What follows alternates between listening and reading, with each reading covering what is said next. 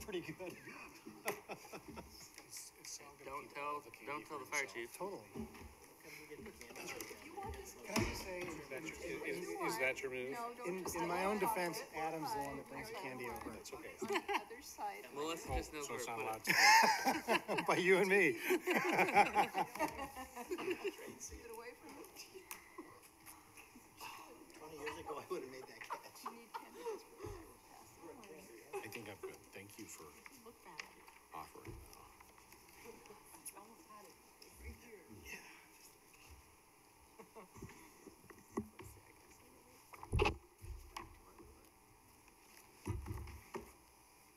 Pretty busy these days, Randy.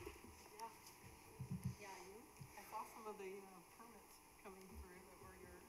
Do you build primarily in that? You don't go out of town for that? Staying back. Yeah. Yeah, We built some customs up in the hills. Been good. How are you doing, Adam? a lot of your stuff. Hanging in there. Yeah. Once I started. How's your son? Property. Right. We pretty much focused on. He's doing pretty good. We've And that's the way to do it. ever since we went to the hospital a couple weeks ago. He hadn't been wanting to eat his baby food. How old is he now? Tomorrow he'll be 10 months. Okay. So we've been transitioning him to, normal food. So pancakes or eggs or crawling. He's doing this like butterfly. It is 6:15, and so we will call our work session to order. And I see out in the audience we have 3 Boy Scouts, and so if they would come up, I'd like to recognize them. Why don't you?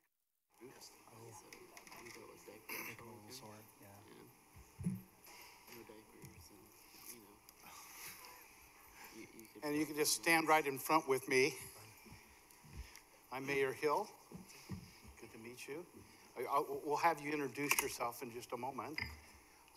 If you could, introduce yourself with your name and what troop you're with and your sponsoring organization. So go ahead. My name is Spencer. I'm from Troop 266 and sponsoring organization, I don't know. Okay. We'll see if number 2 knows. My name is Daniel Blair. I'm also from Troop 266, and I also don't know the organization. My name is Ashton. I'm also part of Troop 266, and I also don't know. Okay. So moms and dads? Where do you meet? That's who's sponsoring. Okay, great. Well, we love to have Scouts come and be with us. And so when you do come. Oh, we got another one. Okay.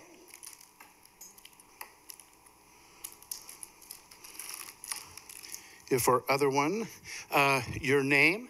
Liam Malai. And troop? 266. And do you know who your sponsor is? They can help you. Where we meet,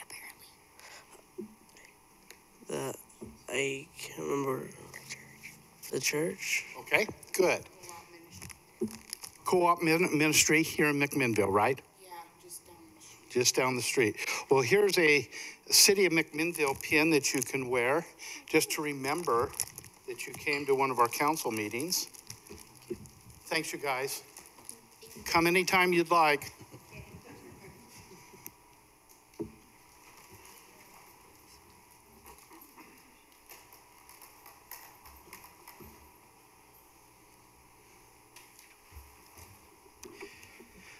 So as we get back to our agenda this evening, we're going to call on Police Chief Matt Scales to discuss our city parking garage and city parking lot code of conduct, and much effort's been put in. So Matt, we'll turn it over to you and you can give our presentation, then we can have a discussion. All right, thank you. And Mayor, members of the council, city staff, I appreciate the opportunity to talk to you tonight. Maybe this is not going to be a PowerPoint that they do so well over at planning. We're not going to do what Rich did last time and I have nothing. I did want to put my my staff report up because there are some photos and some code of conduct I'd like to discuss as we move forward throughout our discussion tonight. But this has come to light. The city parking structure, city-owned surface lots have been identified as a critical piece of the city's parking supply and the infrastructure, and that was made apparent by Rick Williams Consulting, who completed the comprehensive city-funded parking study late last year. I think we've got it earlier this year. As part of the city's mission, it's to provide a safe and livable community, and this staff report, and as importantly, this work session is conducted with two specific purposes in mind. The first being the safety and security of those who utilize the city-owned parking lots and structure. The second is moving on the city moving forward with the recommendations from Williams Consulting that the city needs to ensure that the underutilized aging parking structure needs to support the economic vitality of our downtown and our city.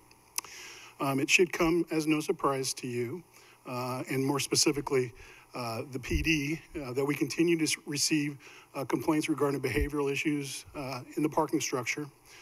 These complaints have been sent to staff, members of the council throughout the year, probably the last couple of years. And as importantly, the police department has seen an increase in demand for calls for service at the parking structure, in addition to the misuse of the parking structure that has caused the public works department to be inundated, as we have been, with complaints. Their complaints are having to clean up garbage, human feces, drug paraphernalia on a weekly, if not daily basis. Whether it's criminal conduct or aggressive behavior in the parking structure, the issue remains clear that we, the city, have no rules of conduct for that facility specifically, or the city parking lots. No way to exclude those who are using the parking structure in an unacceptable manner. As we move forward, I hope the information I provide gives you a little context of the problem and maybe some solutions that we can hopefully get some direction on as we move through this tonight. As mentioned above, the city conducted that parking study. It did identify that the city is a top destination city with the bustling and historic downtown, and wine tourism is the backbone. And as such, McMinnville is likely to face new pressures on our parking supply. One recommendation from the parking study was that given the proximity to the 5th Street parking garage to the downtown core, that it needed upgrading, and it would set a new standard for parking in MAC. The study further suggested that the city explore other options for the parking structure, such as valet or city-required permitting for overnight parking within the structure. All of these recommendations from the parking study are excellent ideas, I think, but first of all, we need to get control of how the current parking structure is being used. It's widely recognized that there is a growing safety and health concerns taking place in the parking structure. And I'm going to walk you through the current state of the structure and provide you with hopefully some solutions. As referenced earlier, over the last couple of years, the parking structure has become a call for service driver for the McMinnville PD, as well as the Public Works Department. We've had dozens of complaints from residents, business owners, employees of the Yamhill County Courthouse, and those who frequent our downtown core using the parking structure as, to park their vehicles. As I've mentioned, criminal activity from complaints, criminal mischief, drinking in public, use of narcotics, urinating in public, defecation, and sleeping in parking stalls. All these activities have occurred in the parking structure over the years, but never to the degree that we've seen in the last 2 years. I was able to pull information from our computer-aided dispatch. Should note our calls for service, you'll see, have gone up exponentially. The reasons are really twofold. One is obviously an increase in call for service because of the illegal behavior taking place at the structure. But two, staff has been directed to provide checks on these parking structures in response to the increased criminal activity. I think if you would go to our Downtown Safety Task Force webpage, there's a portion within that officer's report that I submit. And over the last 2 to 3 weeks alone, those reports we're getting upwards of 20 to 25 calls for service per week in the parking structure alone. That is, in my opinion, not acceptable. As you see, our officers are spending a disproportional amount of time in the parking structure, simply trying to mitigate the issues. In 2016, we had 164 calls for service. In 2017, we had 370. And right now, we're on pace for 390 calls for service. I'd probably guess that we're going to be higher than that. That was taken just about a month ago. And based on our projections, we're basically, if you take a call for services, takes 30 minutes per officer per call. That's almost 12,000 minutes, right at 190 man hours. You would average a cost of about $10,000, close to $11,000 a year just to respond to that brick building. And speaking with the Public Works Department, they've got essentially a 2-year window of data they've tracked. Their data estimates that roughly 7% of an FTE is spent removing the human waste, trash, camping debris, drug debris, abandoned belongings, sleeping bags, etc. That's in excess of their normal routine maintenance of the structure. In addition, they've tracked their cost for service outside of the normal everyday normal maintenance, and they're right at $3,000 in cleanup beyond those normal costs. So I think we've identified the problem. We repeatedly are seeing the same persons, the same vehicles parking in the structure and causing problems for patrons who wish to use the structure for its intended use. And currently there's no rules of conduct for the city-owned parking structure or the city-owned surface lots. This allows for those repeat offenders to come back to these locations and continue to engage in the repeated unwanted behavior without risk of exclusion. These facts, in addition to the associated costs, cause me to believe, and I think you will probably concur, that we're simply chasing our tails right now with no long-term solution to the parking structure use issue and or the surface streets. I believe the parking structure is as a necessary and critical piece of our downtown parking supply, and our citizens and our businesses and those that want to come and visit MAC. But we have to protect it and make it used for its intended purpose. So for me, the discussion's fairly simple. Do you want a written code of conduct and ordinance for our city parking structures and surface lots? I've researched codes, thanks to Planning Director Richards and City Attorney Kosh. I have taken a look at this, and this one is from the City of Portland, the one that I came up with. It utilizes the code of conduct, which would authorize myself or my designee to develop and enforce rules of conduct for the parking structure and the surface lots. Any person who fails to comply with the rules of conduct could be excluded for a period of time. And if they would return, there is the possibility of being arrested for criminal trespassing. Secondly, acknowledging the parking study recommendation, do you, the council, want to dive into or explore moving into no overnight parking within the parking structure? I think that's a critical piece. This is not just about behavior in the parking structure. This is also about what our parking study said and where we need to direct to improve what our existing capacity has. Would require setting up a permitting system for residents, businesses who wish to use the parking structure overnight, and require engaging the MDA and local businesses and residents. So I'm going to skip forward, and what I'm asking for is simply an approval to move forward with an introduction of a code of conduct ordinance that will provide us some framework, some guidelines to use for the structure and the city lots for their intended design and use. I've got the code of conduct here. I'd be happy to answer questions. I know there's going to be some from the councilors, and I'd be happy to ask them. In your packet, you have the code of conduct. In the packet, you also have some photos that I've attached, and if you want to scroll through those, I'd be happy to do them here, or you can do them yourself. But let me scoop down to kind of what we're seeing. This is an everyday look at the parking structure. Obviously trash and the like.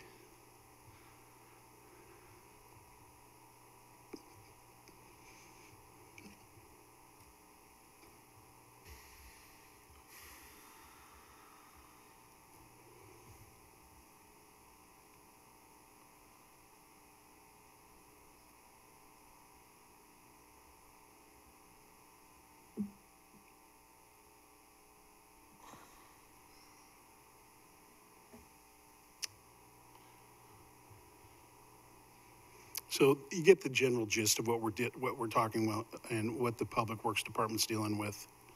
The code of conduct is fairly clear and pretty straightforward. It essentially says you come and you use the parking structure for its use, which is to park your car and leave, or coming back to your car and driving away.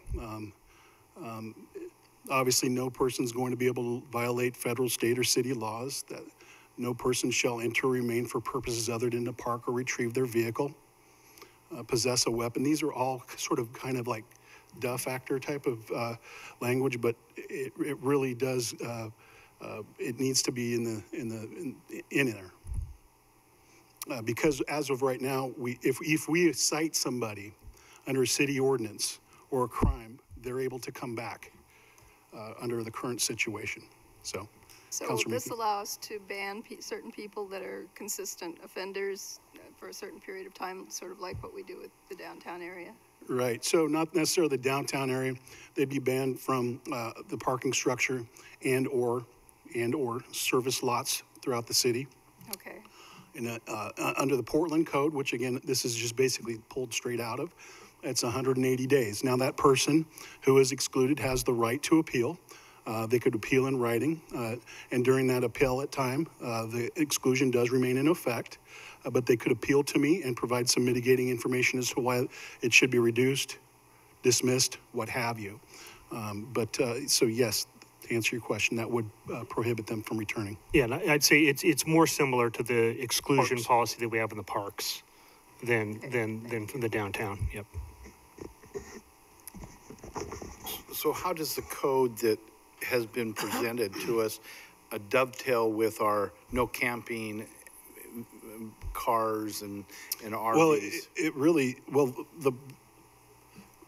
the camping within the cars, it does apply to public streets and to city-owned lots. That does work. So it does dovetail and essentially says the camping, not necessarily camping the cars, but abandoned vehicles in the parking structure would be dealt with in the same manner there. In the same manner as the ordinance that we passed? Correct. Okay. And so there's no conflicting approaches with this as compared to our most recent ordinance that we enacted? No, sir. Okay. David? No conflict. This governs, obviously, a wider range of behaviors. What you adopted previously just dealt with a particular type of vehicle on city streets and parking lots. This is focused on parking lots exclusively and addresses a much wider range of behaviors and allows, as the chief said, for the same kinds of exclusions that we have for other city properties that are managed either with the library or the parks that if people engage in community center, those types that we already have a exclusion authority on the books related to those locations. This would be to allow a similar type program in place for the parking garage in city-owned or managed parking lots.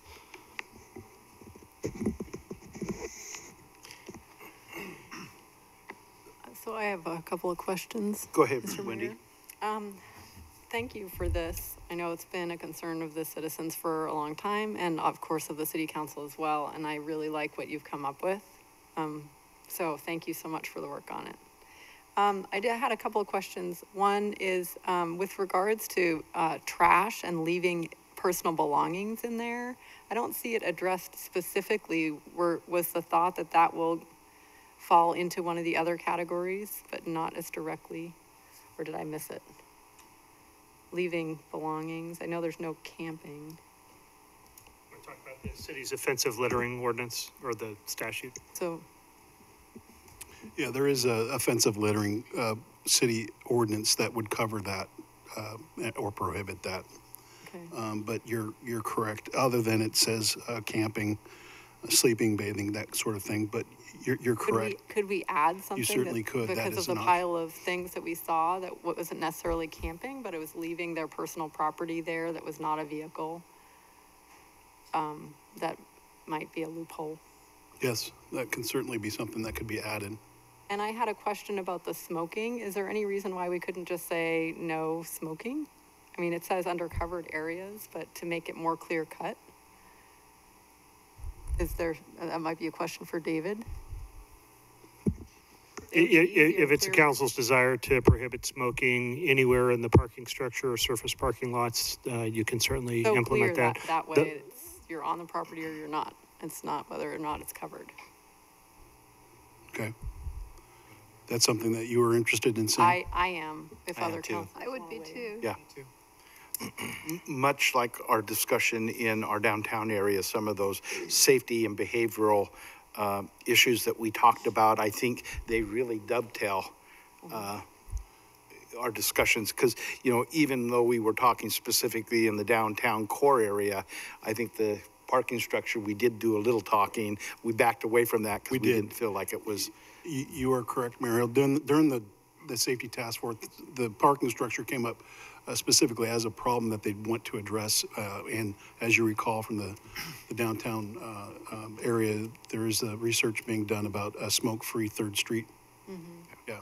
What parking lots on Second here are city-owned?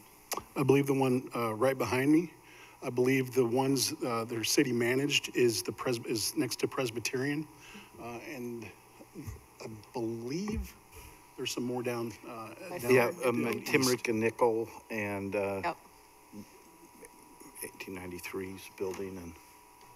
So my only thought with the smoke-free parking lots is the point of doing 3rd Street proper for the smoking ban out of downtown safety task force was that people could go out the back of the Blue Moon or out the back of other businesses to be able to smoke. And now if we put this ordinance in there, it's going to essentially make it no smoking at all downtown. That would be, yes, you're right, Counselor. That would be something that, as we spoke about in our recommendations that came forward, was smoke-free 3rd, but alleviating or allowing some in the back of a premise. So that could be somewhat problematic. Although parking lots aren't sidewalks, et cetera, so you still have those areas that are utilized behind the businesses. Although you'd have to, you've got to be cognizant of the 10 feet rule by state health code for smoking in the area of a door of ventilation. So, again, something to think about. I guess my question would be, would the council want to see that provision focused on the parking garage or on all surface parking lots? I'd be okay with the parking garage, but I would like to allow businesses to still serve all patrons and not. Even though I don't smoke, I just think that there is a demographic in the city that does. So we should keep the 3rd Street proper and just focus on the garage as far as no smoking goes. Wendy, I can't stand walking into secondhand smoke. I just think that we should allow that flexibility. Wendy, your thoughts as you brought that up? I would be in support of all city. I like the idea of having it be really straightforward, but I would be willing to compromise if the rest of the council wanted to focus on. The garage is clearly the one that has the most issues with that. So I don't think we would lose a lot if we just did the garage. Well, it goes hand in hand with me, the discussions we've had about smoking and loitering. It go hand in hand typically. Other discussion items? Go ahead, Alan. Just some clarification, Chief. So the photos are eye-opening. I've been down there and seen rubbish and human waste and everything, but these are chilling to me. They pretty much tell a story. Yes. That's what's happening down there. And it really affects our city and the environment. And I know we've talked about upgrading that structure, and I'm sure hope we get some money in the budget this year to do things like bring it up to date electrically with lighting, and it could be a cost savings over years, but that would be the major expense. Something else like a slurry seal, a heavy one on the asphalt areas, pressure washing the whole building, and the signage, which is recommended by our consultant, and applying those and getting those done to create more of an uplifting environment, especially the lighting. And I hope we get that in our budget this year. So. Other comments? Yeah, I have a couple of other questions. One is with regards to the exclusion zones. Can you just educate me about how the officers that are on, duty that come in, how they have access to that on their computers? Right. Or, Okay. so they can look up and see if somebody's in violation and be able to enforce that. Okay, are you talking about parking lot Exclusion- specific? For the or- part, yeah. Okay, In this, under this, how we do, currently what we do is we provide officers in a drive within the police department computer system access to information about who is and is not excluded from a specific area. That's access throughout our department, so that's how they know who can and can't be there. There's also candidly, there's the face, we know the faces and the names. Right. But the computer systems that we do have in our cars have access to all our areas that have exclusions in effect, whether it's the parks, whether it's the downtown exclusion zone through probation, et cetera. So yes, we do have access to that. and do they have photos with them or something like that? in case they Right don't now, have ID? the photos are not onto like the parks facilities, but it is to the downtown exclusion area. Yes, we do have photos to those.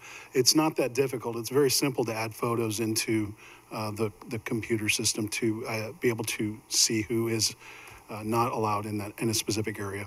Like that would be helpful in case they don't have, they wouldn't have ID or whatever, for them to just be able to face recognition. Yep. Oh, thank you.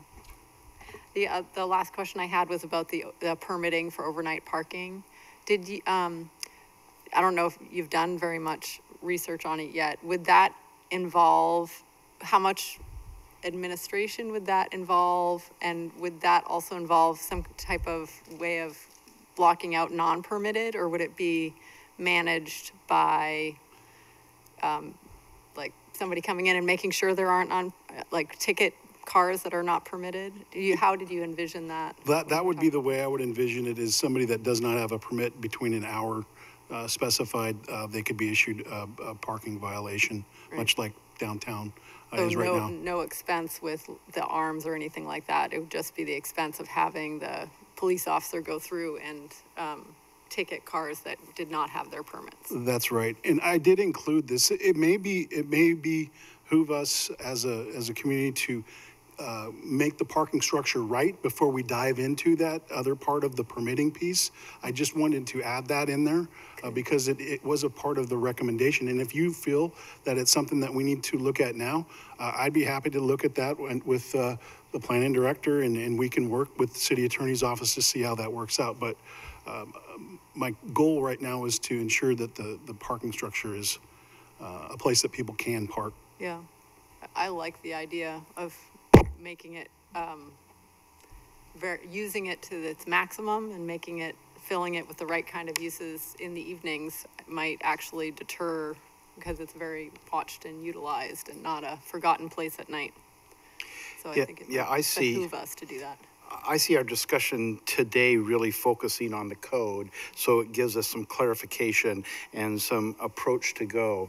I think we need to have another work session or further discussion about enacting some of the recommendations that came from the parking study that showed that there can be revenue made at that parking structure if we so desire to do that, which would have a ongoing piece to maintain it and keep it looking like a place that people would like to use. And I mean, I look in Salem where a couple of the city-owned lots there that, you use a permit for a portion of it during the day.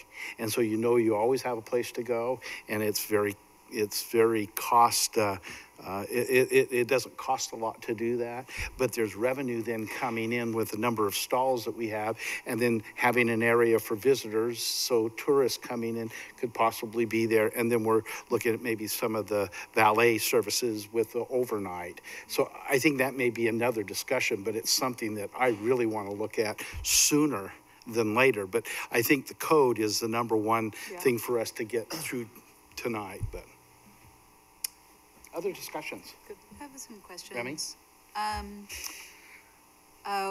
Like Alan, I part of my thinking goes to kind of the long-term use there, and and actually it reminded me of a memo that you sent us years ago about putting in crime prevention through environmental design, and you know, better lighting and things like that, natural crime deterrence, and certainly that onus is not upon you, it's upon us to do those things. And it's, I think it's unfortunate that we have the level of problems that we have there, and we really haven't done anything that I'm aware of anyways, in terms of crime prevention through environmental design over the last couple of years to start mitigating some of the problems. Some of those things I realize are huge costs, like the lighting would be huge costs, but it sounds like the city is incurring huge costs anyways in call volumes. And then there's also things that we could do that would be relatively low cost, like safe needle disposal, accessibility. You know, and we're very aware we have massive drug problems in the city, that we're not going to be able to pass an ordinance or a code of conduct to get people to stop using drugs, unfortunately. And then, but more specifically to the code of conduct, some of my questions are about the broadness of some of these rules of conduct. So the question is in two parts. One is about the rules in here that are listed that I see as being kind of broad and discretionary, and then the other part is about those that are already very specific, and why is there a need for redundancy. So an example of one of the broader rules would be the noise one. I'm not sure which it is, but the somebody who should not play music. No person shall play or use amplified or audio equipment at a level that disturbs others. So, you know, that in some ways seems kind of broaden it up, but it also doesn't link necessarily to anything that's in a current ordinance. And so I can see Yeah, so we've already problems. got an ordinance like that? Is that what you're saying? Well, I'm saying that, you know, we already have, we already limit how much noise an event or a thing can make, and I understand this is more about personal amplification, but it becomes just a judgment call between the person responding and the person doing it. And so without having a real, I'm sorry, I'm not coming up with the word I'm looking for, but there's a lack of clarity. Yeah, Are we chasing a problem that maybe isn't existing? Is that what you're saying? No. Are we creating a code of conduct, or are we putting a rule in place that's rather unenforceable? With some I understand of what you're those? saying. So, you know, As the overarching goal of this code of conduct is you're going to your vehicle and leaving, or you're driving into the structure and leaving. I mean, if you're doing anything other than that, you're basically in violation of the code of conduct as it's written. yeah, so then that brings up some other questions for me. For instance, a lot of people just walk through it. And so then that technically would be a violation of this. Or, you know, somebody that's walking down the street and decides to, and they're not doing anything wrong, there is no criminal activity, but they decide to sit down on the steps and take a rest there because they're tired for 15 minutes, then they're in violation. And so my concern with it is on the kind of on the enforcement side, in wanting there to be equal enforcement, right? And, Correct. And not to unfairly apply a law, because that's what we're supposed Right. to not do. Right, So, so I'm not sure exactly how to frame that question, but a couple of the rules in here, the vagueness of them, or the lack of specificity in them, causes me to pause. Okay. So that's one thought. And then the other is, the other arm of that is the redundancy. So, you know, no person shall violate federal, state, or city law. Well, You do much Right, of these, you're right. violating city, federal, state, and law, yeah. yeah, and so, why is there not an enforceability, for these things that are listed in here that are already criminal offenses? How is that not enough to make an arrest and move forward? And I understand that the goal is not just to make a singular arrest. I understand that the goal is different than that, as this is written, but, how is that, how do you see that redundancy kind of coming into play, or why is having something that's already criminal, why do we need to reemphasize the criminality of it instead of just allowing an arrest to be made if there is criminal activity? That's a great question, and that can certainly be cleaned up. Again, this was something I pulled from Portland, and if there is redundancy in there, I have noticed that. I'm like, why are they saying you can't damage property? Well, we know you can't damage property because it's criminal, and it's a criminal mischief. So to that degree, I understand that, and that can certainly be cleaned up and tightened up. You ask about the exclusion piece of it. Our downtown exclusion zone does not reach to the parking structure. That's why we are in this sort of no man's land out in the parking structure area. And how has that worked as a tool for the PD in the downtown core over the last, because it's been about maybe a year or so? Yeah. That you've had that exclusion zone? Yeah, it's worked really well. It has, and I think I testified during our downtown safety task force that we have been able to exclude those bad actors, behaviors, and we have, if you've read the downtown safety task force logs, we have seen a decrease in problematic behavior downtown, and I think that's directly. I would put that parallel to what's going on with our court system right now. In municipal court for those people that are committing those crimes downtown. But again, we're locked into the economic improvement district is our map for that downtown exclusion zone. It does not include the 5th Street parking structure. That's all my thoughts for right now. Okay. Other comments or questions?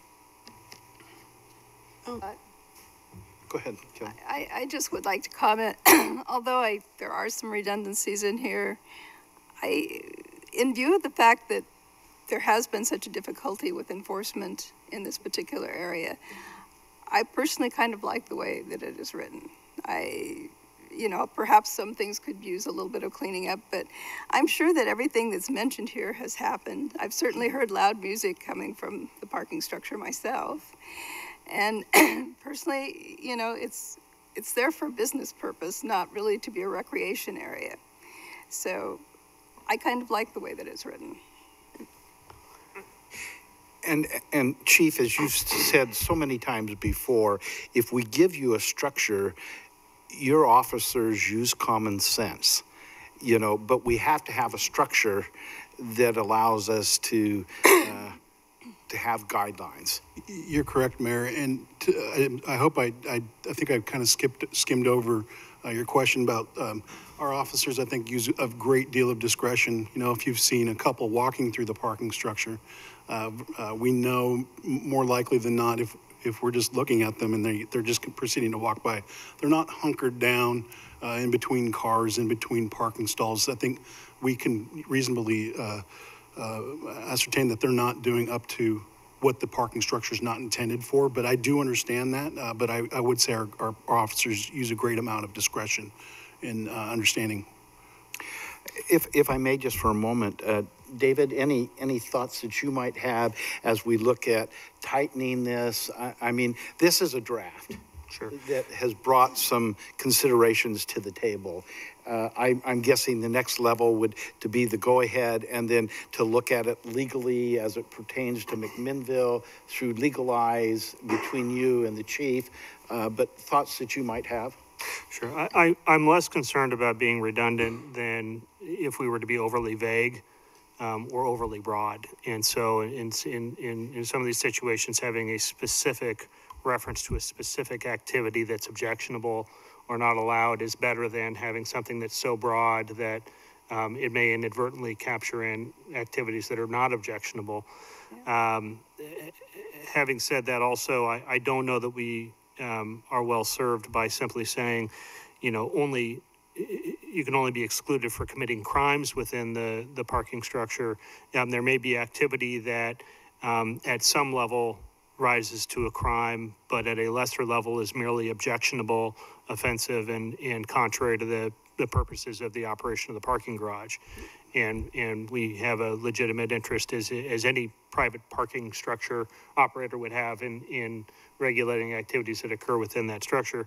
I would hate to put our officers in a position of having to criminally cite somebody into court in order to issue an exclusion for conduct that's not appropriate. There is a process for appeal written into this, so there is a review process available, but at an administrative level, not at a criminal court level. So, and again, that's similar to what we have in the parks system for our park properties. Yes, I know that at least one person that utilizes the parking structures here, and I think she would say that it's just not always criminal. It's the boisterous catcalling that goes on in there to the females that walk in and out of the structure to get to the courthouse or to work and the surrounding businesses or even the neighborhood. So that's kind of that non-criminal. C13 would address that, where conduct that disrupts or interferes with the normal operation and disturbs patrons. I think, yeah. And we've heard, many of us have received a number of calls from workers at the courthouse that have complained, and especially in the winter months, they're scared to even go into the structure itself. Mr. Mayor, can I make one more comment? I also just, in response to the redundancy and things that are captured elsewhere, one of the things that I see with this code of conduct is it's an educational, like a way for us to say what is and is not approved in this particular place. So I personally don't mind the redundancy with something that's found in another place, because we can't expect people to always know, you know, like all of the different things that are not allowed in other places. In this one place, we want you to use it to park. And all of these other things are not that. And so for me, I would rather see that listed in there so that we can, you know, educate people in one spot instead of expecting people to know, like, to gather from all these different places things that are not allowed to do. You know, it's kind of also us saying, this is how we want it to function. And so anyway, I don't mind that redundancy personally. I like the idea of making it clear so it's easier to, you know, educate people and enforce for our officers. So that's my perspective. Any further discussion or comments? Go ahead, Adam. Definitely like the way it's written right now. You know, the only thing I could think of is, like we talked about in Downtown Safety Task Force with the Parks Code of Conduct, is just how long some of it is. And, you know, if you clean it up at all to make it more straight and to the point. But I'm fine with the redundancy, because I'd much rather somebody get an exclusion from one specific area than a criminal citation. I think that's quicker for all parties involved. Agree. Okay. Well, we've had good dialogue tonight, and I'll just summarize. I think we've given some good feedback to the chief. He's taken notes. My sense is that as a council, we want to move forward with this, and if there's any additional refining and inclusions of things that we've talked about, I think bring that back to us. Have city council look at that. But if just by a raise of hands, anyone not willing to move forward on this? Did we? Go Oh, I was just gonna say, did we need to give clear directive with regards to the smoking in surface lots or not in surface lots? Or do you need more? Because we kind of talked about it, but we never really decided. What I heard was that you were comfortable with the parking structure and that as sort of a trade-off, understanding that the smoke-free downtown pieces that we'll probably right now hold off on, and the inclusion of the city lots off of Third or other city lots, just focus on the parking structure. Okay. Yep. Yeah.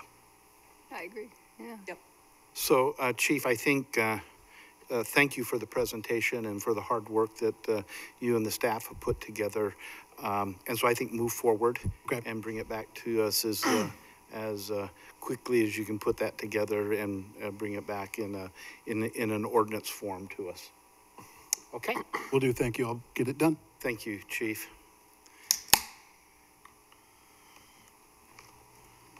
And that concludes our work session this evening.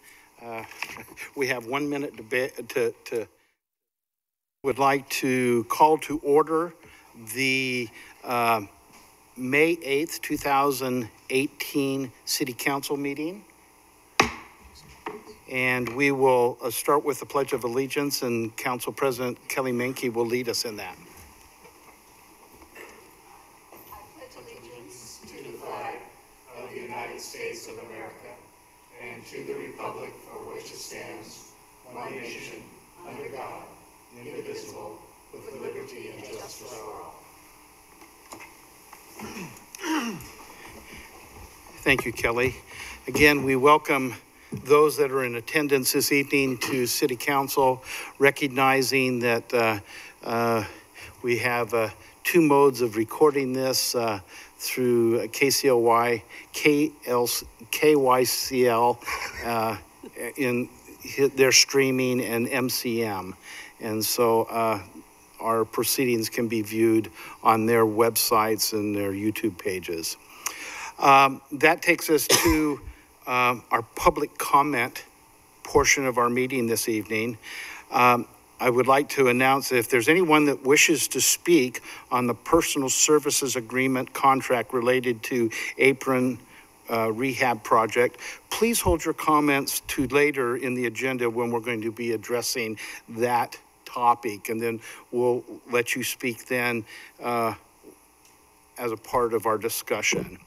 Now, we will allow anyone to speak on a topic other than a topic that's already on the agenda, a matter in litigation, quasi-judicial land use matter, or a matter scheduled for a public hearing at some future date. We allow 3 minutes for dialogue, and we have comment cards back there. And Melissa, have you received any this evening? Mr. Mayor, I have a question. What would be the correct time during this meeting to bring up an item for new business?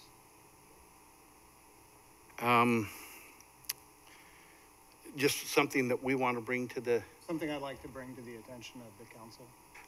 Maybe at our reports. Okay, thank you. Okay, we have Jacob Miller. Jacob, if you'd like to come and address the council. Good evening. Good evening, sir. Good to see you. Yeah, it's good to see you guys as well. Well, I'd like to speak on a concern. It's kind of on topic of code of conduct. And the code of conduct I'm talking about has to do with officers' code of conduct. And could you pull the mic a bit closer to you? Is that better? Yeah. It has to do with code of conduct that I'd like to speak about tonight, and the code of conduct of officers and McMinnville police officers, to be precise, and kind of the continued role that I see the chief not playing, keeping the peace in that department. So one of the things that I'd like to bring forward is there's been an increased enforcement with lots of officers, as read in the paper, but it's a little bit different than what the paper reads. And what I would bring forth as a code of conduct kind of an issue is antagonistic or agitating type behavior things that I think people of an official capacity shouldn't be doing. And that I think it can be brought to the council's concern, because I think that you guys would be the ones held liable in the long run, because they keep trying to get you to make the rules so they can go out and enforce them. So that being said, one of the things that I'd bring up there is officers, you know, I've been accused of being confrontational myself, and I'd like to speak on that too. One of the things is, that I wanted to bring up is when officers came to my RV and were caught unlawfully searching my vehicle. And when they were caught doing that, I confronted them. I mean, it's somebody doing something like that, that type of action brings forth a confrontation. Hey, what are you doing? You know, I need to start recording this. I need to do something about this. This is wrong. That kind of led to a next step when I asked the officer the questions, you know, hey, can I get your official identification? I want to know who your direct supervisor is, things like that. Those things weren't answered. But what did happen was more armed officers came the next time. And that time, they did another thing that was antagonistic, and that's my opinion. That was spray painting people's private property, their cars, from the ground all the way up to the center of the wheel. Okay, and I think those type of actions, again, very antagonistic, and those type of things will bring forth a confrontation. Okay, if I were to go and spray paint your car, you would confront me about that if you saw me do it. I mean, that's reasonable for you to do that. But it's unreasonable for people in an official capacity that are sworn to uphold an oath to protect people's rights to be violating them. We look to these people and we look to you to be an example, to be there and protect us, okay, and protect our rights. And I think that that's the job of the peace officers there to kind of help in that. And so those are kind of two examples that I have of confrontations that did happen. And the agitation, I think the main agitator would have been the department and the way that they chose to go about doing that.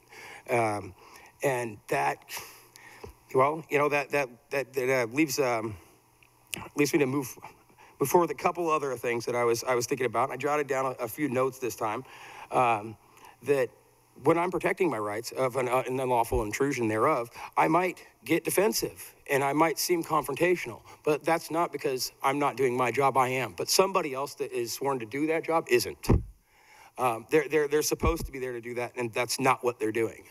That they're agitating, and you know, and there was, you know, more presence. Not more presence just to trainees. You know, two sergeants, one side of the street to the other side of the street. You know, like a perimeter to come in. You know, it was very interesting. We got it all recorded if you'd like to see it at some point in time. Probably will. So that's kind of, you know, that type of code of conduct. You know, my wife has said before, ethical type of behavior. You know, I think that there's some stuff that should be done about that. Maybe that you guys as a council might want to take note in. And I'm probably running out of time, so I also want to let you guys know that this stuff goes back pretty far when it comes down to me and the now acting chief. And I would like that. I'd like you guys to know that. I mean, this is going into conspiring against rights here and deprivation of rights on a regular basis instead of protecting of them. I'm really concerned about that. I'm concerned for what might come of that. Time's up. 3 minutes are up. Oh, thank you, Jacob. Thank you. Blessings, guys. Okay.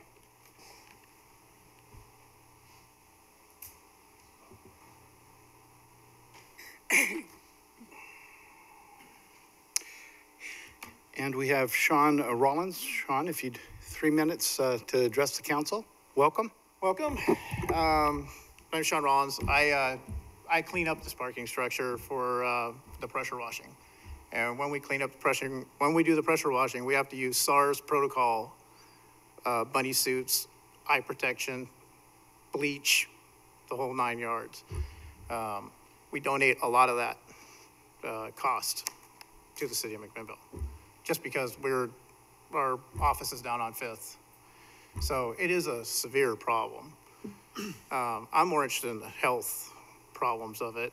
I highly recommend putting cameras up. I think that would help you guys out a lot. I have no problem with my security company, with the police department, will volunteer and do a couple of sweeps through a night to identify people who are sleeping there. What I'm going to run into problems with, though, is half of the people in the parking structure now are people who have trespassed off other properties. So pushing them around is not working. We need something done. I have no idea. I'm not a lawyer. I don't know what the laws are. I just know what the laws are that are associated with me and my security companies and my drivers, you know.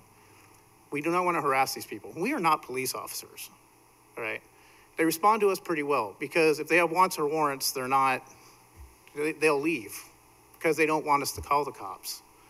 And 9 out of 10 times, they're not confrontational when we ask them to leave. They just pack up their stuff and leave, all right? But what I'm running into problems with is their level of frustration is getting high.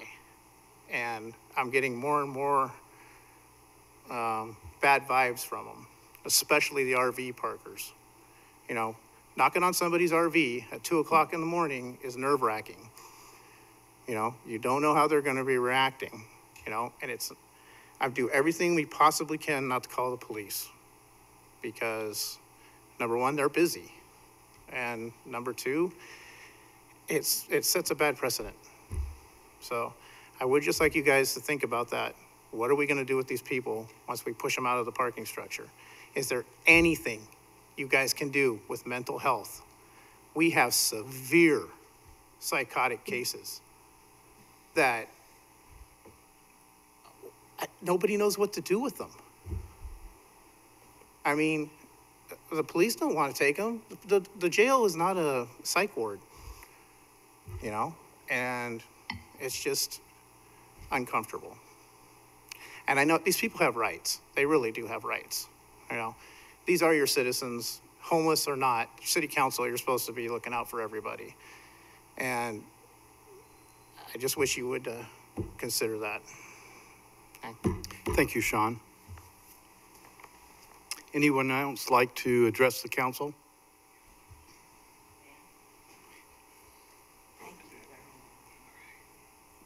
Thank you.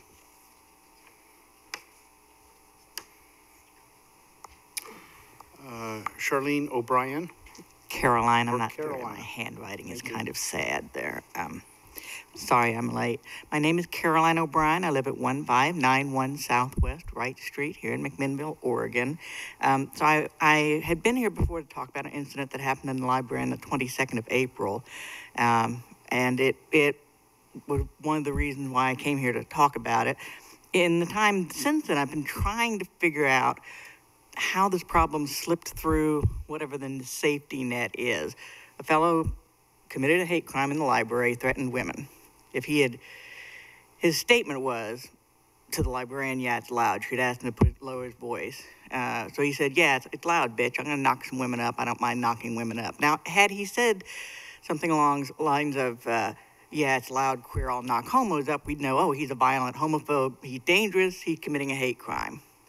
But for some reason, because he threatened women, this is not considered a hate crime, because I've been trying to find out how to get this guy charged. I've talked to the officer who told me to talk to the parole officer. I called the parole officer. She never saw my statement, said she never received it. She said to go back and talk to the officer, who was very kind. He said, I totally understand your point of view, but he said it's kind of a free speech Second Amendment thing. And I thought, well, it's still a guy threatening women in general.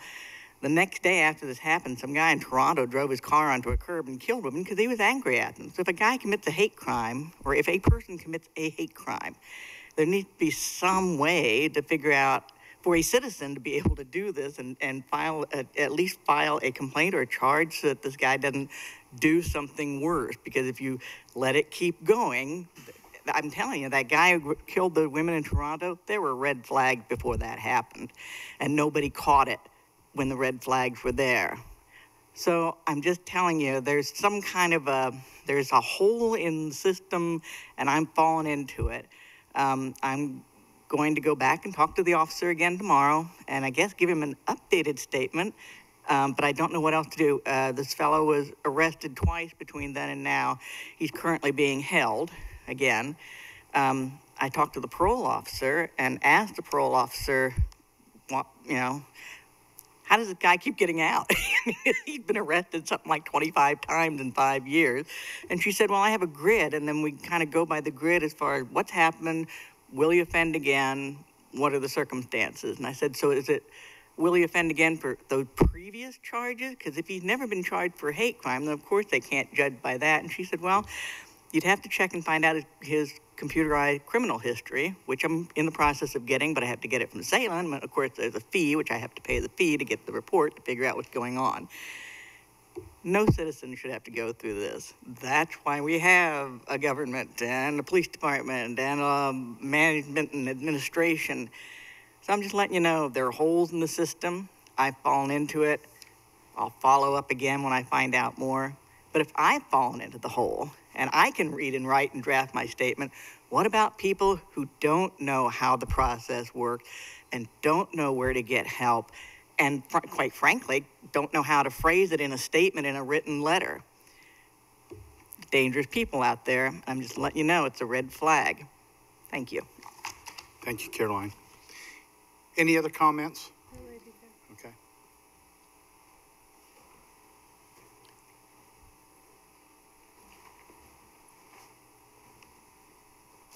Thank you.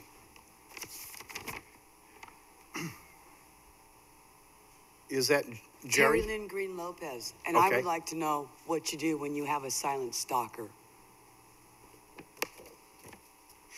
I would like to know what you do when you have a stalker pushing you around that you can't identify and who is silent. May it be a town, a person, or a computer, or back again to a town. What do you do? Where do you go? And how do you get help for that? Thank you. Thank you. Any other comments? Is there any chance I could make a comment about a different topic? Is that a quick comment about the parking structure? Or is that one comment? Yeah, you've already used your 3 minutes, but you can come next time, Jacob. And okay, thank you. Okay. This evening we have a number of proclamations, and so I will come here, and I'd like to our first proclamation is going to be the National Public Works Week, and so Mike and the engineering department, if we could have you come up and. Thank you, Mayor. Several of the engineering staff are here tonight. They're going to join you at the dais. Okay. Come on.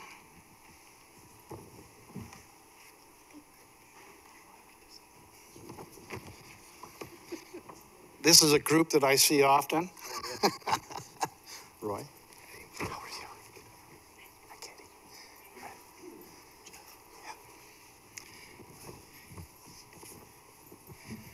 Our proclamation of National Public Works Week, which is May 20th through the 27th of 2018.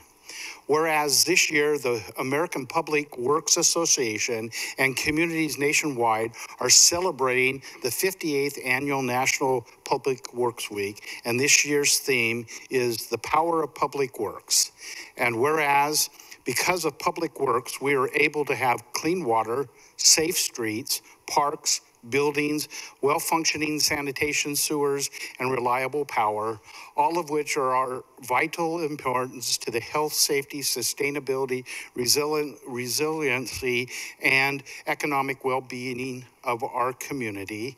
And whereas the employees of McMinnville Water and Light, the employees of the city's engineering, public works, and wastewater departments demonstrate the power of public works in our community every day by advancing the quality of life for all of its citizens.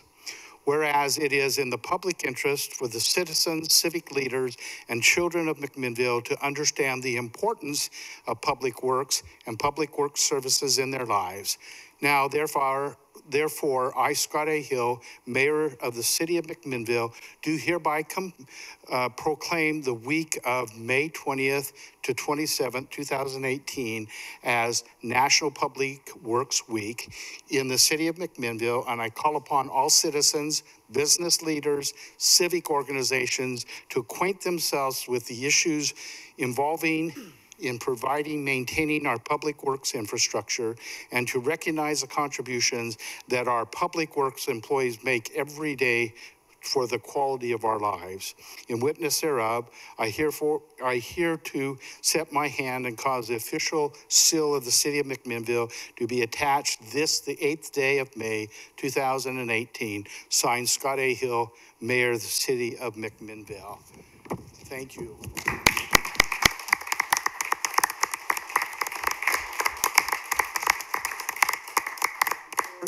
Before we give this proclamation, something that we love to do, okay, is celebrate the power of public works. Wednesday, May 23rd, we're going to be at McMinnville Water and Light for our annual barbecue lunch at noon. And so I look back to each and every one of you. If you've not had this opportunity, it's on my calendar, okay? And it's a lot of fun because we all walk away with a door prize, don't we? Usually. Okay. Well, some people do, okay. But again, thank you.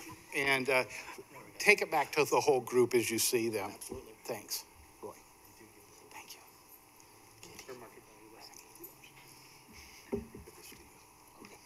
Thanks, you guys.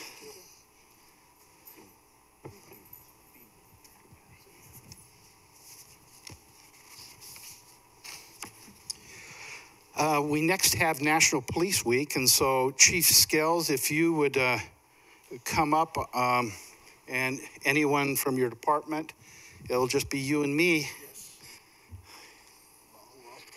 Yes. Our proclamation. Whereas the Congress and the President of the United States has designated May 15th as Peace Officer Memorial Day and the week in which May 15th falls as National Police Week, whereas the members of law enforcement agency of McMinnville play an essential role in safeguarding the rights and the freedoms of McMinnville, and whereas it is important that all citizens know, understand their duties, responsibilities, hazards, and sacrifices of their law enforcement agency, and that members of our law enforcement agency recognize their duty to serve the people by safeguarding life and property, by protecting them against violence, disorder, and by protecting the innocents against deception and the weak against oppression. And whereas the men and women of the law enforcement agency of McMinnville increasingly provide a vital public service, now therefore I, Scott A. Hill, Mayor of the city of McMinnville, do proclaim May 13th through the 19th, 2018 as National Police Week, and call upon all citizens of McMinnville and upon all civic or patriotic, civic, educational organizations to observe the week of May 13th through 19th, 2018 as Police Week, with appropriate ceremonies and observances in which all people may join in commemorating law enforcement officers, past and present, who by faithful and loyal devotion to their responsibilities have rendered a dedicated service to their communities, and in doing so have established themselves in an enviable and enduring reputation for preserving the rights and the security of all citizens. I further call upon all citizens of McMinnville to observe May 15th as Peace Officer Memorial Day in honor of those law enforcement officers who through their courageous deeds have made the ultimate sacrifice in service to their communities or have become disabled in the performance of duty. And let us recognize and pay respect to the survivors of our fallen heroes. In witness thereof, I have herefore set my hand and caused the official seal of the city of McMinnville to be affixed this the 8th day of May, 2018, and signed by Scott A. Hill, Mayor of the city of McMinnville. Chief. Chief talked to us many times on a number of subjects, but just commemorating and doing this, just a few words, if you would. Well, I wish our men and women of the PD could be here.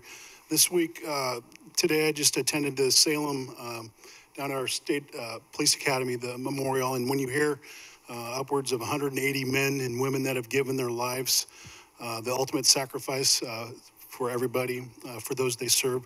I truly appreciate the council and staff and citizens, their support of our police department. And without you, we wouldn't be here, obviously. Unfortunately, we don't have a barbecue, but we're giving free ride-alongs. So, so at any rate, thank you again. We appreciate your support. Thank you, Chief, and take our words of encouragement and thank you back to the guys and gals. Will do. Okay.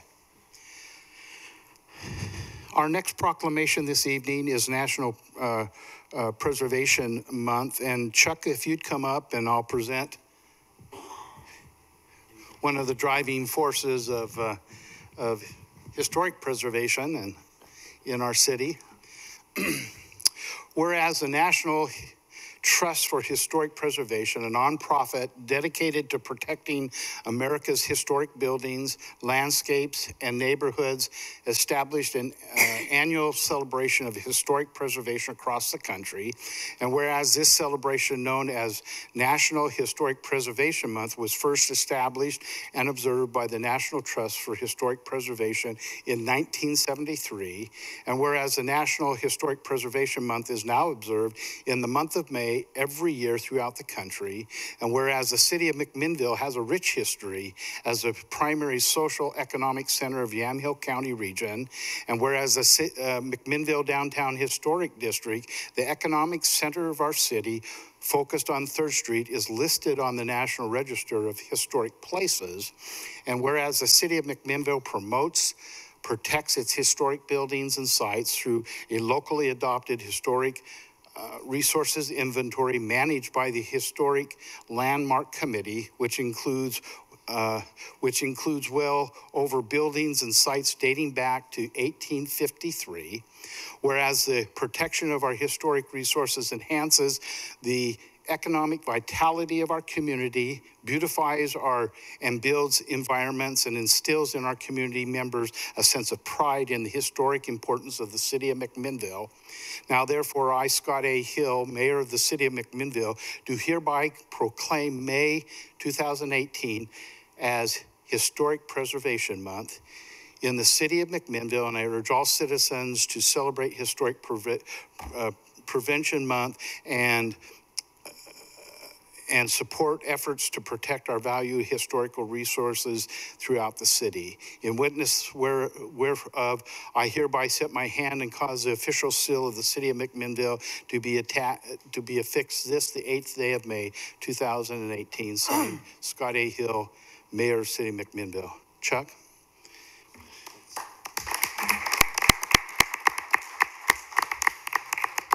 Planning department is a part of this, but you also have a committee that is regularly meeting, and we're going to even add a member to that tonight. But just any thoughts that you might have? Yeah, thanks, Mayor.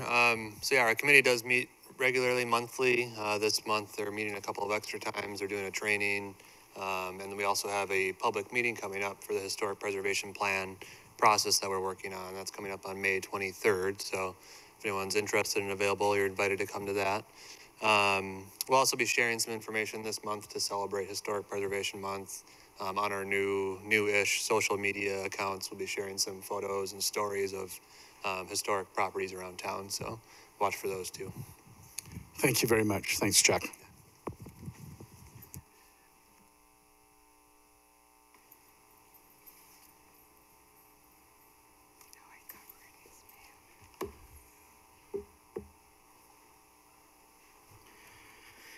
It's always a joy to be able to have proclamations and recognize so many of the good things that are happening within our community.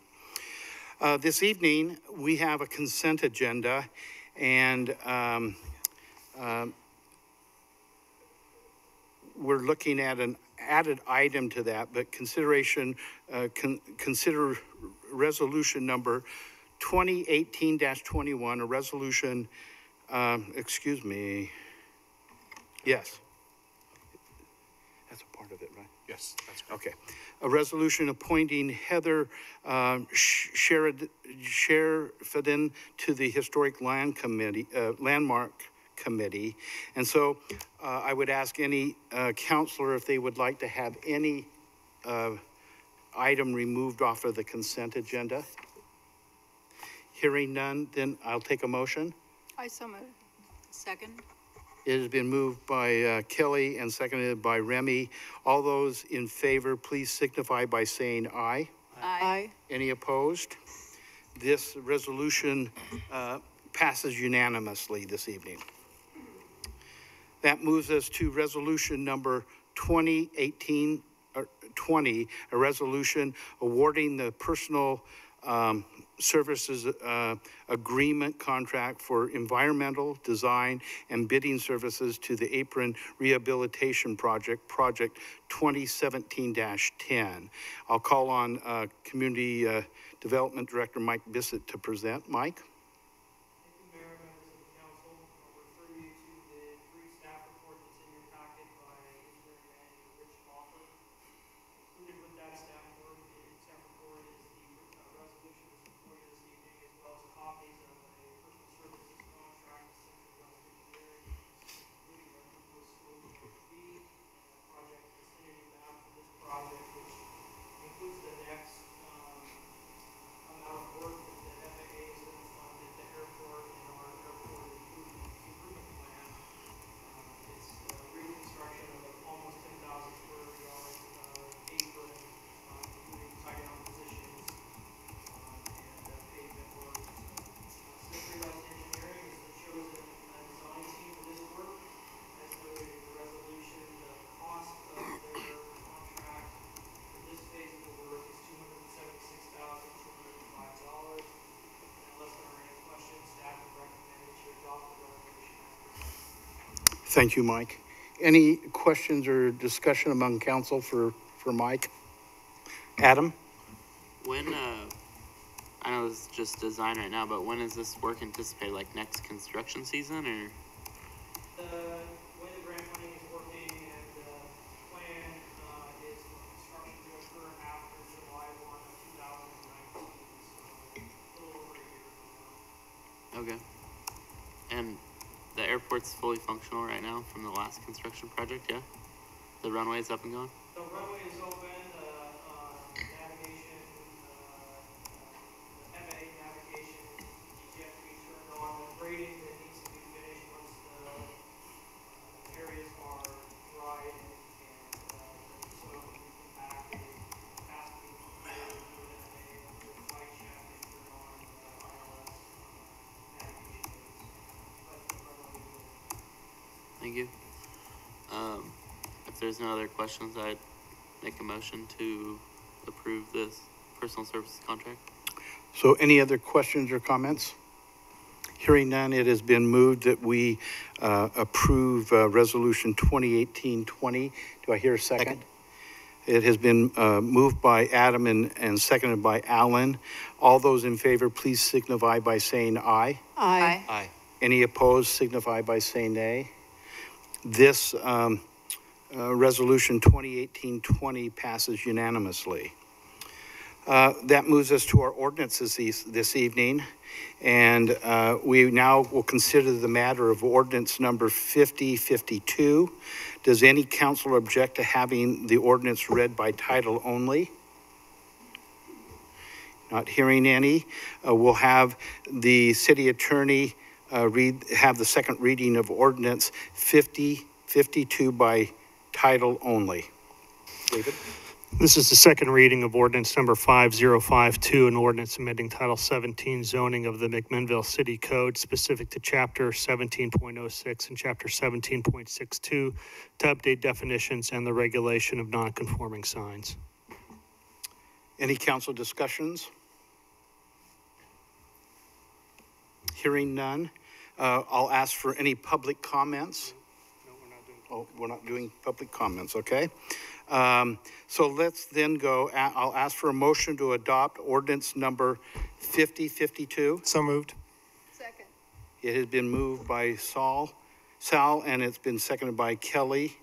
We'll ask the city recorder to poll the council.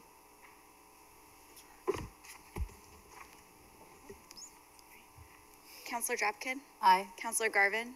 Aye. Councilor Peralta? Aye. Councilor Rudin? Aye. Councilor Stassens? Aye. Council President Minke?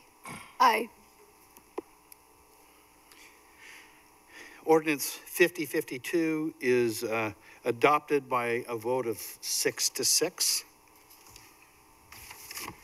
Thank you. That takes us to our reports from counselors on committee and board assignments. And so, Adam, I'll start with you. I got an email today that our YCOM meeting will be canceled this Thursday due to lack of quorum, and so we'll finalize the budget next month in June, and that's looking at a 3% increase. And other than that, I think that kind of wraps it up. Thank you, Adam. Sal? Yes, Mr. Mayor. The first meeting that I'll be attending of the Council of Governments will be happening this month, I believe. I also wanted to take a moment to bring up an item of new business that has been discussed in the homelessness subcommittee. I'd like to suggest that we bring forward the legal framework for permitted RV overnight camping and overnight sleeping that's been under consideration by that task force, the one based on the Eugene Springfield model. I realize that we have not fleshed out all of our partners right now, but I don't think there's any reason to not bring forward at least the legal framework that would enable that program from taking place.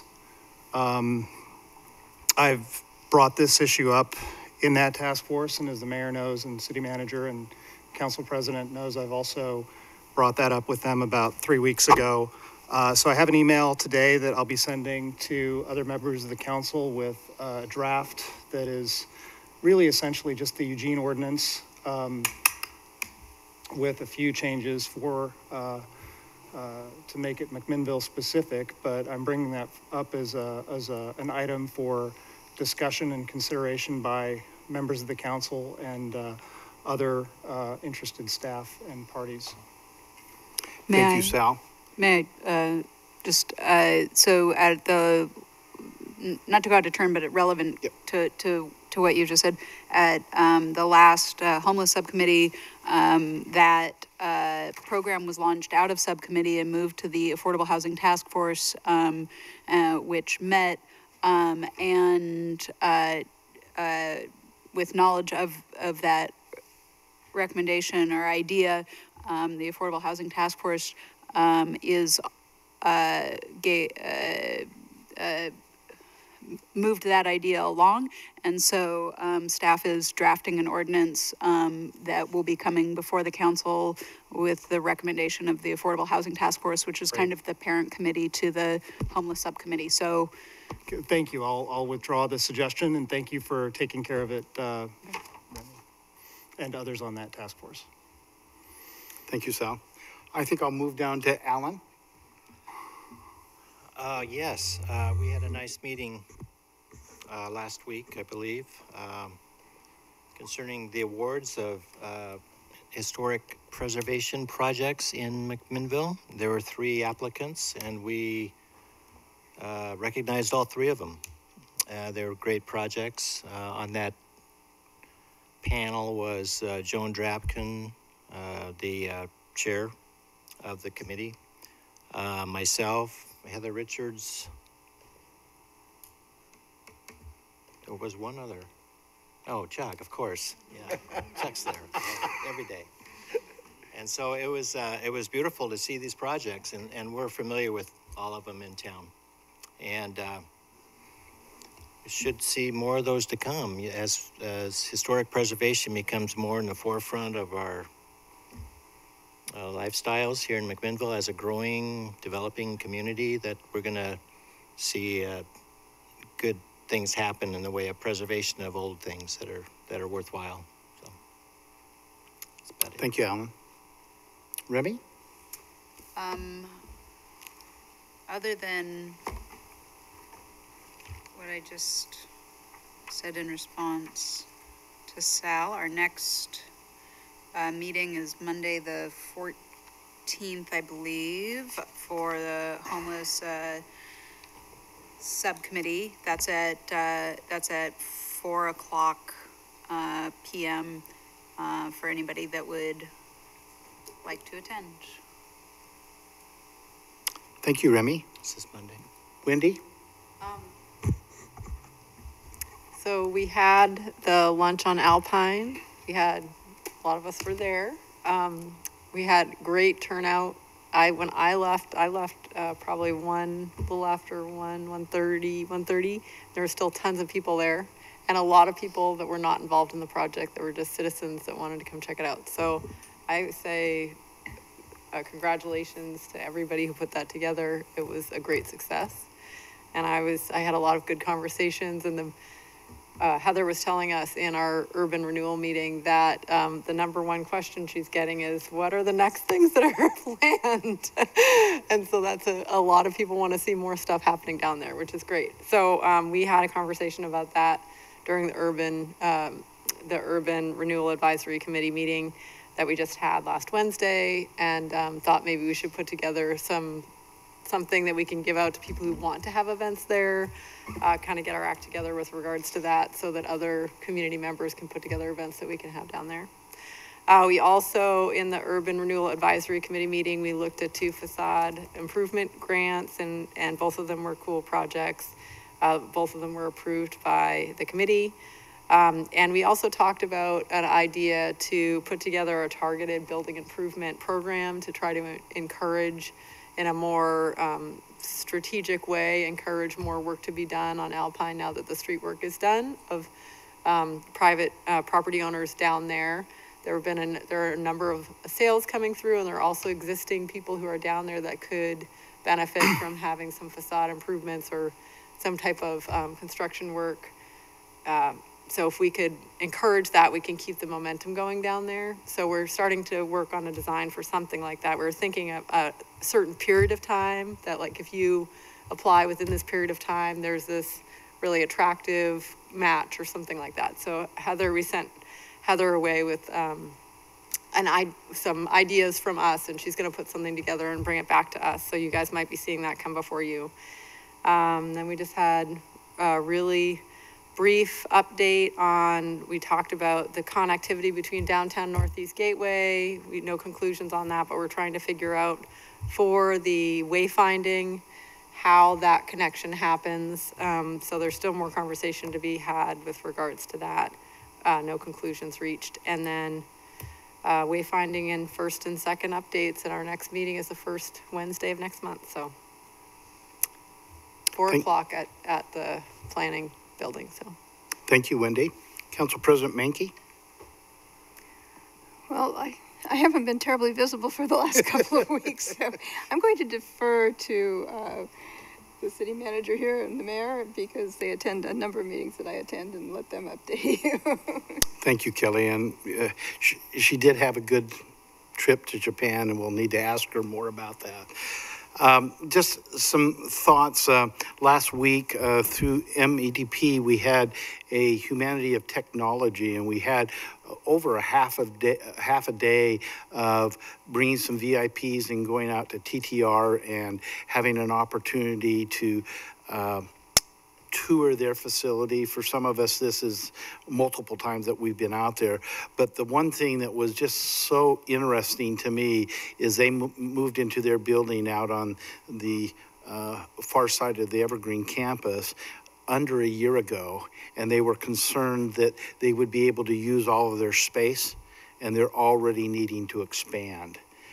It's just amazing, the growth. And this is a software development company for tax and opinions that go along with tax. It was just amazing tour that we had. Then we moved over to Linfield College, where we had a panel discussion on the advancement of technology and how it's going to play a greater role in communities and states in the country. And again, we had some very knowledgeable speakers come in. We had 3 individuals that had graduated from Linfield that came back and talked to us. One of them that was working with Google and working on the autonomous cars and the movement of those. And so it was just a really interesting afternoon. I think we had well over 70 individuals that came to the presentation, and then we had networking opportunities after that. We also had a visit McMinnville, and again, as they continue to have great successes, talking about the free publicity that we get when we invite people here and show them the uniqueness of McMinnville, and then they go back and write stories nationally about who and what McMinnville is all about. We put some of the finishing touches on our budget process, and they will be coming to us very shortly with their upcoming budget and bringing that to council so that we can take a look at that. But again, moving truly in the right direction, being able to utilize the expertise and the passion that that committee has. And then our bypass committee met, and again, we had a representative from ODOT come out and share with us that the language that the Senate changed that allows us to use the funding that we've received for preparing for shovel readiness, so it doesn't earmark any of the money to any specific. It's where we need to have that. So we're making plans. We're looking at those types of things. We're utilizing our lobbyists to keep our interest at hand, both statewide and nationally. So we've got some good things happening from that perspective. And I think that was it for me. Chief, we'll go to the department heads. Yeah, just a couple items. Where we're at with some people in the academy. We have 3 officers that are at the police academy right now. They're in various stages of their training. We did get one back from the academy, Elijah Carrillo. We are happy to report that he won the top academic student there for his class. So we've got a bright one. In addition, I don't know if I've reported out, but we've been really busy. We hired and or assigned different people, or excuse me, promoted. One being Sergeant Steve McCartney is a sergeant. He was promoted last month. One of our canine handlers left for Bend PD, and we've since identified a new handler. He's been training and he has been certified through the Canine Association. So we've got that asset back on the road. And in addition, this last Saturday, we had our Guns and Hoses awards banquet between the PD and the fire. And I would like to just recognize there were 4 really outstanding awards. I will tell you that Tim Height was awarded the Life Saving Award for his actions on late December of 2017, where he pulled somebody that was attempting or about ready to jump off the 3 Mile Lane Bridge. He was on the outside of the bridge, was able to pull him back. He received the Life Saving Award. Amy Kepler was awarded the Employee of the Year. Sergeant Josh Sheets was named the Supervisor of the Year, and Taylor Wynn, who's also a full-time student at Linfield, was awarded the Volunteer of the Year. And what's interesting about Taylor is that, like I said, she's a full-time student, but still has 200 to 300 hours of volunteer work at the PD, and she's quite the artist, by the way. So those are 4 people that I'd like to mention. That's it. Thank you, Chief. Heather? Melissa? David? I was going to ask Heather if she could talk a little bit about urban renewals plans for the parking garage. I got an email. So there was some discussion tonight about ensuring that we have budgeted some funds for improvements for the parking garage for next year. The McMinnville Renewal Advisory Committee worked with staff on the budget recommendation for the budget committee for renewal funds, and it does include enough funds to do all of the recommended improvements that are in the parking study at the garage, which includes lighting, pressure washing, improving the signage, those types of things that we discussed tonight. So I just wanted to make sure you knew that. And you should see that in your rules, the budget committee. I have nothing further. Thank you, David. Jeff? So you've just heard the budget message for the urban renewal budget. We'll make next Wednesday's budget meeting that much shorter. You and the budget committee will be convening next Wednesday at 6 o'clock in this room to consider the fiscal year 18-19 budget for the city and the urban renewal agency. Look forward to that. And in another fun note, the Farmers Market started their seasonal early this year, Thursday of last week. I was not able to attend since I was out of town. I hope some of you were able to be there. Whether you were there or not, you may not know that it was the single most busy day in the history of the McMinnville Farmers Market. So they've started this season off with a record day. And so we want to thank all the participants and our partners at MDA for putting that market on. That's all I have for tonight. Thank you, Jeff. Any final words from anyone? I have one final word. This relates to the Granary District. There is going to be a fun run there on June 2nd, hosted by the Sheridan Japanese School, which is the group that provided the taiko drummers for the performance a couple of weeks ago. If people could, who enjoy running or walking, would like to come out and support that, that would be wonderful. Thanks. Thank you, Sal. Hearing none else, we will go ahead and close this meeting of the City Council.